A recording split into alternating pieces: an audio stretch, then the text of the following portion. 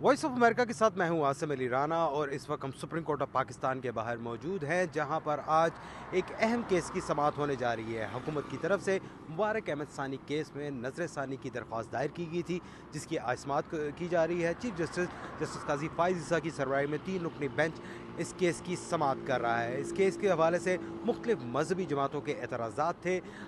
हुकूमत पाकिस्तान ने और पाकिस्तान की पार्लियामेंट ने भी इस हवाले से सुप्रीम कोर्ट ऑफ पाकिस्तान को आज जो है दरख्वास्त दायर की है कि इस जो उन्होंने मुबारक अहमद सानी के हवाले से जो अपना फैसला दिया था उसके ऊपर रिव्यू किया जाए। इस केस के हवाले से आज मुख्तलिफ मजहबी जमातों ने एहतजाज की कॉल दी हुई है। इस वक्त रावलपिंडी और इस्लामाबाद मुकम्मल तौर पर कहा जा सकता है कि ब्लॉक हो चुका है। इस्लामाबाद की तरफ आने वाले रास्ते जो है वो मुकम्मल तौर पर उनको बंद कर दिया गया है।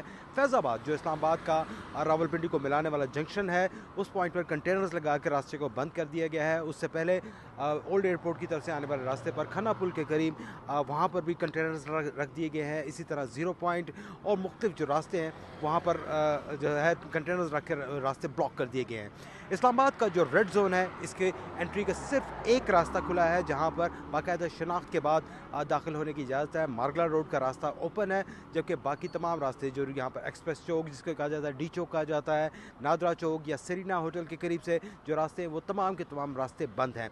इस वक्त सुप्रीम कोर्ट ऑफ पाकिस्तान के बाहर भी सख्त तरीन सिक्योरिटी है, रेंजर्स के यहाँ पर मौजूद है।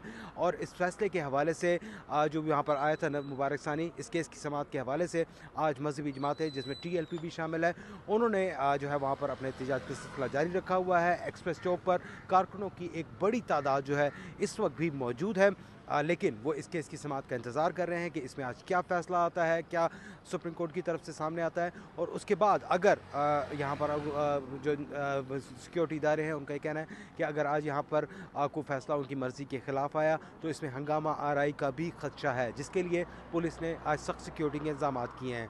आज दूसरा अहम मामला जो था वो इस्लामाबाद में पाकिस्तान तहरीक इंसाफ का जलसा था। तरनौल में उनको NOC दिया गया था, लेकिन गुज़िश्ता शाम ये NOC मनसूख कर दिया गया, जिसके बाद PTI ने वहाँ पर जलसा करने का ऐलान किया था। लेकिन आज सुबह इस्लामाबाद हाई कोर्ट में इस केस की समाअत हुई, जहाँ पर 8 सितंबर की तारीख दी गई। उनको NOC जो है उसका 8 तारीख का जारी कर दिया गया, जिसके बाद जो पाकिस्तान तहरीक इंसाफ के बानी चेयरमैन हैं इमरान खान, उनकी हिदायत पर आज तरनौल में होने वाला जलसा मनसूख कर दिया गया है। लेकिन जो वहाँ पर सिक्योरिटी थी, जो मुख्तलिफ जो मोटरवेज़ या GT रोड की तरफ से आने वाले रास्ते हैं उस पर भी कंटेनर्स लगाकर वो रास्ते ताहाल बंद हैं, जिसकी वजह से रावलपिंडी और इस्लामाबाद के शहरियों को शदीद मुश्किलात का सामना है।